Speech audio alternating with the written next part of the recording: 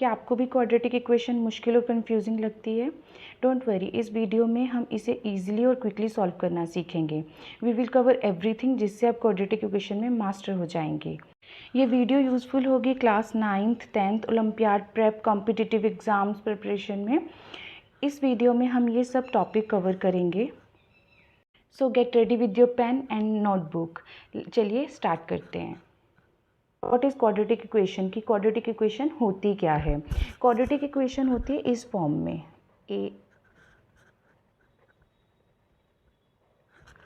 Quadratic equation ये form में होती है।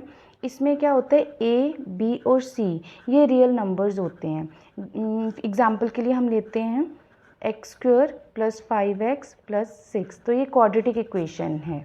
क्वाड्रेटिक इक्वेशन में ए ज़ीरो नहीं हो सकता, ए कभी भी ज़ीरो नहीं हो सकता। अगर ए ज़ीरो होता है तो वो क्या हो जाएगी, लीनियर इक्वेशन बन जाएगी, तो वो क्वाड्रेटिक इक्वेशन होगी ही नहीं। क्लियर है? और ये क्वाड्रेटिक इक्वेशन क्यों है? क्वाड्रेटिक इक्वेशन क्यों है ये? क्योंकि जिस इक्वेशन में उसकी हाईएस्ट वेरिएबल की पावर 2 होती है, वेरिएबल की पावर हाईएस्ट पावर 2 होती है, वो क्वाड्रेटिक इक्वेशन कहलाती है। इसलिए जो भी इक्वेशन आपको जिसमें हाईएस्ट वेरिएबल की पावर x, इसमें वेरिएबल है, इस इक्वेशन में वेरिएबल की पावर 2 होगी, वो क्वाड्रेटिक इक्वेशन ही बोली जाएगी या क्वाड्रेटिक इक्वेशन ही होगी। एग्जाम्पल के लिए हम ले रहे हैं जैसे ये x² + 5x + 6, मैंने पहले भी एग्जाम्पल लिए। तो इसमें हाईएस्ट पावर वेरिएबल क्या है, x है, x वेरिएबल है, तो इसमें हाईएस्ट पावर क्या है वेरिएबल की, 2, तो ये क्या है क्वाड्रेटिक इक्वेशन। इसमें 2x² + 3x - 7 में क्या है, वेरिएबल x है, वेरिएबल की पावर कितनी है, 2, जो कि है क्वाड्रेटिक इक्वेशन होगी। x² - 1, इसमें वेरिएबल की हाईएस्ट पावर क्या है, 2, तो ये क्वाड्रेटिक इक्वेशन होगी। पर अगर x + 7 आता तो वेरिएबल की पावर कितनी है, 1, तो हमारी ये क्वाड्रेटिक इक्वेशन नहीं होगी। सीखेंगे फैक्टराइजेशन मेथड से क्वाड्रेटिक इक्वेशन को सॉल्व करना। तो फर्स्ट हम एग्जांपल ले रहे हैं x² + 5x + 6। अब फैक्टराइजेशन मेथड होता क्या है, इसमें मिडल टर्म को स्प्लिट किया जाता है और इक्वेशन को फैक्टर्स में डिवाइड किया जाता है। तो सबसे पहले क्या करना होता है, स्टेप 1 क्या होगा हमारा, हमने जो ये डिजिट है ना, इसको इस तरह से इसको 2 नंबर्स में डिवाइड करना है ताकि वो मल्टीप्लाई करने पर तो 6 बने और ऐड करने पर 5 बने। तो इसके लिए हम क्या करते हैं, 6 के फैक्टर्स ले लेते हैं। 6 किस किस के टेबल पर आता है, एक तो 1 के टेबल पर आता है, 2 के टेबल पर आता है, और ये फैक्टर्स ऐसे तो बड़ा नंबर भी आ सकता है, तो आपने तब तक करना होता है जब तक नंबर रिपीट नहीं होता। जैसे 1 के टेबल पे 6 आता है, 2 के टेबल पर आता है, देन 3 के टेबल पर आता है। अब ये रिपीट हो गया ना, आपको इधर ही स्टॉप कर देना है फैक्टर को। तो आप फैक्टर लोगे कौन सा, बड़े वाला, मतलब 3 और 2। अब इन फैक्टर को देखो कि मल्टीप्लाई करने पर, प्रोडक्ट करने पर इसका 6 बनता है कि नहीं बनता। प्रोडक्ट करें 3 × 2 तो 6 बनता है, और ऐड करने पर ये मिड टर्म बनती है कि नहीं बनती, 3 + 2 5 बनता है। तो ये हमारा फैक्टर्स ठीक है। तो अब इसको यूज़ कैसे करते हैं, तो मिड टर्म के लिए पहले फर्स्ट और लास्ट टर्म को एज इट इज़ लिख लेंगे विथ साइन के साथ। अब प्लस करने पर ये बन रहा है तो मिडल जो साइन आएगा वो इसके अकॉर्डिंग आएगा। तो ये x है वेरिएबल साथ में, तो ये क्या हो जाएगा, 3x + 2x हो जाएगा। ये हमने मिड टर्म को स्प्लिट कर लिया है 2 पार्ट्स में। अब ये 3 टर्म से हमारी कितनी बन गई है टर्म्स, 4 टर्म्स बन गई है। अब क्या करेंगे, अब 3 to 4 टर्म्स आना है, देन 4 to 2 टर्म्स आना है। अब 4 to 2 टर्म्स के लिए हम ये 2 टर्म्स और ये वाली ले लेंगे। तो स्टेप 2 में क्या करेंगे, हम इसमें से कॉमन देखेंगे, मतलब इन दोनों में से क्या कॉमन है, x, तो इधर क्या बच जाएगा, एक x कॉमन आ गया तो x, और इधर क्या बचेगा 3। तो इधर क्या कॉमन है, 2 के टेबल पे 2 भी आता है और 6 भी आता है, तो 2, इधर x बचेगा और इधर 3। तो अब ये पहले 3 टर्म्स थी, फिर 4 टर्म्स, अब फिर 2 टर्म्स आ गई हैं। तो 2 टर्म्स में से कॉमन क्या है, ये ब्रेसेस कॉमन है, x + 3 इधर भी है, x + 3 इधर भी है, तो इस साइड क्या बचेगा x और इधर क्या बचेगा 2। तो ये हमारे दो फैक्टर्स आ गए हैं। अब अगर आपको x की वैल्यू पूछे, वैसे तो अगर आपको इक्वल टू क्वाड्रेटिक इक्वेशन 0 नहीं गिवन तो यहाँ तक की क्वेश्चन सॉल्व करोगे, और अगर आपको x की वैल्यू पूछी है तो क्वाड्रेटिक इक्वेशन आपको इक्वल टू 0 गिवन होगी। तो उसमें क्या करोगे, आप x की वैल्यूज़ निकालोगे। तो इसमें क्या करना है, आपने x+3 को अलग से 0 के इक्वल लिखना है और x+2 को अलग से 0 के इक्वल लिखना है। तो ये क्या आ जाएंगे हमारे फैक्टर्स, उस साइड जाके प्लस का 3 है माइनस का हो जाएगा, और ये प्लस का है तो ये माइनस का हो जाएगा। तो आपके x की वैल्यूज़ आ गई हैं -3 और -2। स्क्वायर का जो कॉफिशिएंट है वो 1 है, और इसमें सारी पॉजिटिव टर्म की मैं एग्जांपल आपको दे रही हूँ। तो अभी हम क्या कर रहे हैं, फिर से क्या करेंगे, लास्ट टर्म लेंगे, उसके फैक्टर्स लेंगे। अब 12 के फैक्टर्स वैसे ही 1 के टेबल पर 12 आता है, 2 के टेबल 6 पर आता है, 3 के टेबल पर 4 पर आता है, 4 के टेबल पर 3 आता है। अब ये रिपीट हो गई तो हम इनमें से ये वाला ले लेंगे फैक्टर। तो अभी इनको चेक करो कि प्रोडक्ट करने पर आता है 7, तो 4 प्रोडक्ट करने पर 12 आता है, और सम करने पर हमारा 7 आना चाहिए। तो इस सम करने पे 7 आता है, तो ये फैक्टर ठीक है। अब इसको सॉल्व करते हैं। अब स्प्लिट करेंगे, टर्म को स्प्लिट करेंगे तो 4x + 3x हो जाएगा। लास्ट टर्म वैसे ही लिखी जाएगी। अब इन 4 से हम 2 टर्म्स पर आएंगे तो x कॉमन आ जाएगा, इधर x+4 बचेगा, इधर से 3 कॉमन आ जाएगा, x+4 बचेगा। तो यहाँ से 2 टर्म्स में आ गया है तो x+4 टर्म, और इस साइड आ जाता है x+3 टर्म्स। अब ये फैक्टर्स आ गए हैं x में। अब x की हम वैल्यूज़ निकालेंगे। x+4 = 0, x+3 = 0। तो ये क्या आ जाएगा, उधर जाके नेगेटिव हो जाएगा और ये उस साइड जाकर नेगेटिव हो जाएगा। तो ये x की 2 वैल्यूज़ आ गई हैं। अब ये तो सम था हमारा, जब हमारा x² का कॉफिशिएंट क्या होता है, 1 होता है, और हमारी सारी टर्म पॉजिटिव होती है। अब इसमें हमें नेगेटिव भी आ सकता है। जो हमने एग्जाम्पल की थी उसमें दोनों साइड प्लस प्लस का साइन था, पर अभी हम जो एग्जाम्पल ले रहे हैं उसमें नेगेटिव टर्म भी इंक्लूड है।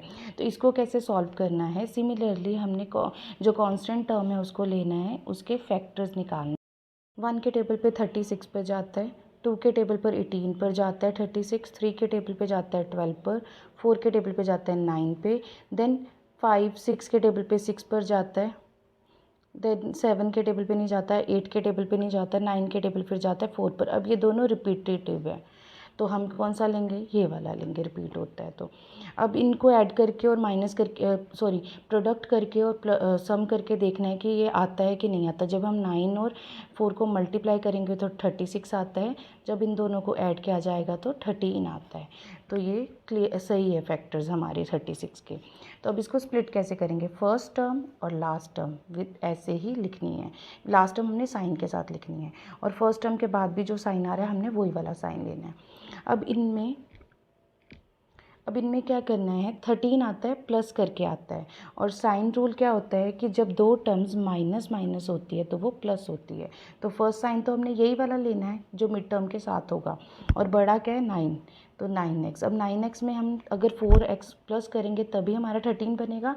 तो माइनस माइनस प्लस होता है तो दूसरे वाला साइन भी क्या आएगा, माइनस का आएगा। अब ये 3 to 4 टर्म्स हो गई हैं, तो दो टर्म्स को में हमने इसको, ये 3 to 4 टर्म्स हो गई हैं। अब हमने 4 to 2 टर्म्स करनी है, तो इसमें से x कॉमन है तो ये रिमेनिंग बचेगा, इनमें से 4 कॉमन है, यहाँ x बचा। अब अगर माइनस माइनस प्लस होता है, अगर इसमें से माइनस कॉमन ले लिया तो हमारे पास माइनस बचता है, ये ध्यान रखना है आपने।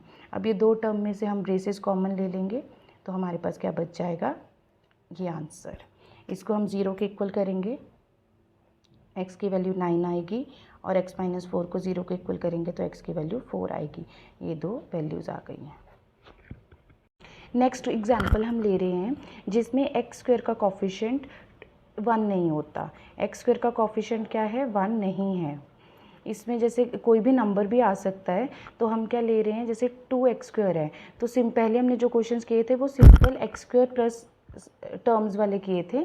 अब जब है कि coefficient of x² not equal to 1 हो, मीन्स कि ज़्यादा आ जाए आपको, तो उसको कैसे सॉल्व करना है। इस इक्वेशन में हमने क्या करना है, जो हमारी कांस्टेंट टर्म होगी उसको और जो एक्स स्क्वायर का कोफिशिएंट होगा उसको हमने मल्टीप्लाई कर देना है। मल्टीप्लाई करके जो भी टर्म आएगी, मीन्स कि 3 2 कितना होता है 6, उसके फैक्टर्स निकालने हैं।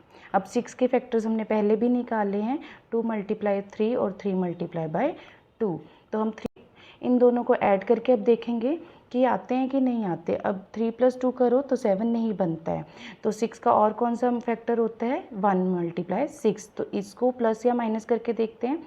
अगर हम 6 + 1 करते हैं तो 7 बनता है, तो अब ये फैक्टर लेंगे। क्लियर है, क्योंकि 6 × 1 भी होता है, तो ये भी रिपीटेड ही है टर्म्स, तो इसलिए हमने क्या लिया, ये वाला लिया। तो अब क्या करेंगे, सिमिलरली फर्स्ट और लास्ट टर्म को एज इट इज़ ही लिख लेंगे विथ साइन के साथ। अब इसको स्प्लिट किया तो मैंने बोला था बड़े वाला आगे आता है, तो 6x + x करके 7x आ जाएगा, तो हम इसको ऐसे लिख लेंगे।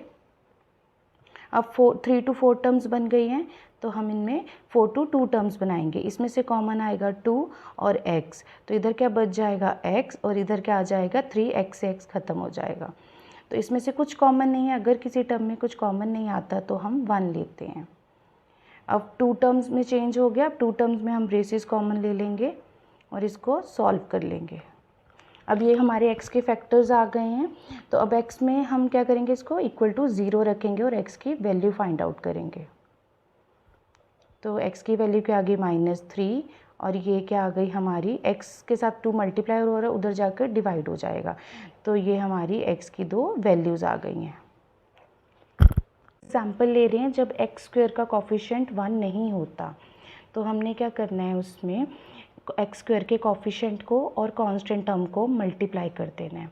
तो क्या हो जाएगा 6 आ जाएगा, देन 6 के फैक्टर्स निकालने। एक तो हमने ये फैक्टर्स निकाले थे 6 के, एक ये वाले निकाले थे जो रिपीट हो रहे थे, तो हम अब इन दोनों को ऐड करेंगे तो 5 बनता है, तो ये वाला फैक्टर लेंगे।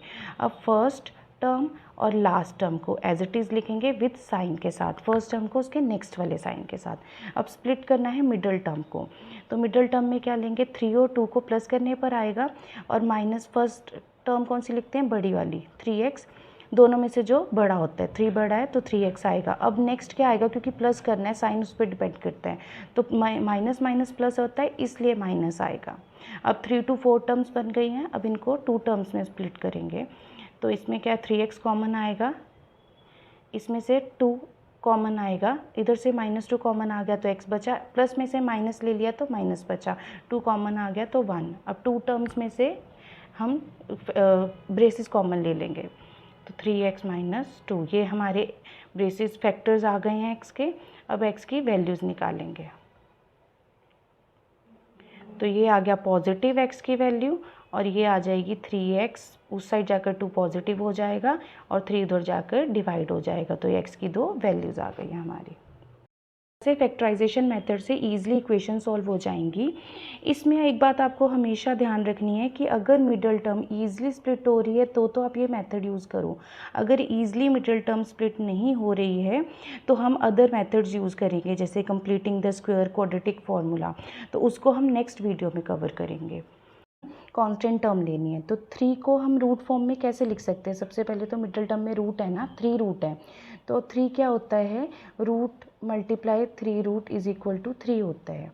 तो अब हम इसकी प्लेस पर ये यूज़ कर सकते हैं, तो हम क्या लिखेंगे, x² 2 √3 + √3 × √3 = 0। अब इसको हमने कैसे सॉल्व, अब इसको मल्टीप्लाई करने पर, इसके फैक्टर्स लेने, मल्टीप्लाई करने पर 3 आए और ऐड करने पर ये वाली टर्म आए। तो अगर इसके फैक्टर्स हम √3 × √3 ले लें तो √3 + √3 कितना होता है, 2 √3, तो मल्टीप्लाई करने पर हमारा 3 बनता है जो कांस्टेंट टर्म है, और जब हम इनको प्लस करते हैं तो हमारा क्या आता है, मिडल टर्म आती है, तो हम ये फैक्टर्स ले लेंगे। क्लियर है आपको, तो अपने अभी भी कांस्टेंट टर्म को ही देखना है फैक्टर करने के लिए। अब फर्स्ट और last term as it is हम लिख देंगे विद साइन के साथ। अब मिड टर्म में प्लस करने पर आ रहा है हमारा मिड टर्म, तो हम क्या करेंगे, √3x, फिर माइनस का साइन आएगा क्योंकि माइनस माइनस प्लस होता है। अब ये 3 to 4 टर्म्स हो गई, 2 टर्म्स को हम 2 टर्म्स में कन्वर्ट करेंगे, इसमें से x कॉमन है, तो इधर क्या बचा x और इधर क्या बचा √3। तो इधर माइनस, इसमें से हम 3 की जगह √3 एज्यूम करेंगे तो √3 कॉमन आ जाएगा। इधर बचेगा x और माइनस कॉमन ले लिया तो माइनस बचेगा प्लस के पास। 3 में से अगर √3 कॉमन ले लिया तो क्या बचता है हमारा √3। क्लियर है। तो अब क्या करेंगे, हम ब्रेसेस कॉमन ले लेंगे, देन इधर क्या बचेगा ये इक्वल टू 0। तो दोनों ब्रेसेस सेम है तो आप एक भी आंसर सॉल्व करेंगे तो आपका काउंट हो जाएगा, आपका आंसर। नेक्स्ट है, अब हम ऐसे क्वाड्रेटिक इक्वेशन सॉल्व करेंगे जिसमें स्क्वायर रूट आता हो टर्म्स में, जैसे कि मिड टर्म में स्क्वायर रूट है, तो इसको कैसे सॉल्व करेंगे। अब सबसे पहले हम देखेंगे कि हम इसमें ना एक्स स्क्वायर का कोफिशिएंट 1 है, तो सिंपल इसमें हमने मैं एक और एग्जांपल ले रही हूँ जिसमें एक्स स्क्वायर का कोफिशिएंट रूट में आ जाए। मिडल टर्म रूट में नहीं है, एक्स स्क्वायर का कोफिशिएंट अगर रूट में है और लास्ट टर्म कांस्टेंट टर्म ही हमारी रूट में है, तो कैसे हम मिडल टर्म लेकर आएंगे। अब क्या होता है, जो एक्स स्क्वायर का कोफिशिएंट होता है वो मल्टीप्लाई होता है हमारी कांस्टेंट टर्म के साथ, तो √6 मल्टीप्लाई √6 क्या होता है हमारा 6 होता है। अब 6 के फैक्टर्स लेने हैं जिससे 5 बने, तो 6 मल्टीप्लाई 1 क्या होता है फैक्टर होता है, तो 6 को 1 से मल्टीप्लाई करो 6 आता है, 6 में से 1 को माइनस करो तो क्या आता है 5 आता है। तो ये हमारा फैक्टर आएगा 6 और 1 का। तो first term as it is हमने लिख देनी है साइन के साथ, लास्ट टर्म हमने साइन के साथ लिख देनी है। अब मिडिल टर्म में 6 और 1 6 में से 1 माइनस करने पर 5 आ रहा है, तो पहले क्या लिखेंगे 6x। अब माइनस करने पर आ रहा है तो प्लस माइनस माइनस होता है, प्लस माइनस माइनस होता है, तो हम नेक्स्ट साइन क्या लेंगे, माइनस का है तो प्लस का लेंगे और x। अब 4 टर्म्स को हम 2 टर्म्स में कन्वर्ट करेंगे तो इसमें से x कॉमन है। अब आपको पता है √6 और मल्टीप्लाई √6 6 होता है, अगर √6 कॉमन आ जाए इसमें से तो क्या बचता है हमारे पास √6। तो हमने √6 एक कॉमन ले लिया इधर, तो इधर तो x बचा, पर 6 में से √6 अगर कॉमन ले लिया तो √6 बचा। अब इधर कुछ भी कॉमन नहीं है तो +1 लेंगे और यहाँ पर x और माइनस √6। अब इन दो टर्म्स में से ब्रेसेस कॉमन आ जाएगी, तो इधर क्या बचेगा हमारा √6 √6x और +1। अब हम इसमें से इसकी x की वैल्यू निकाल लेंगे, इसको 0 के इक्वल करेंगे तो हमारी x की वैल्यू आ जाएगी पॉजिटिव √6। तो इसको अगर 0 के इक्वल करेंगे तो हमारी वैल्यू आ जाएगी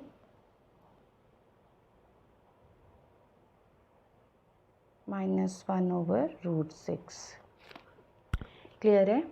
आपने जब सही टेक्निक से क्वाड्रेटिक इक्वेशन को सॉल्व किया जाए तो रूट वाली टर्म्स भी इजीली सॉल्व हो जाती है। Like this video, don't forget to like, subscribe and comment your answer below. अगली वीडियो में मिलेंगे क्वाड्रेटिक इक्वेशन के और भी ज़बरदस्त क्वेश्चंस के साथ। Thank you.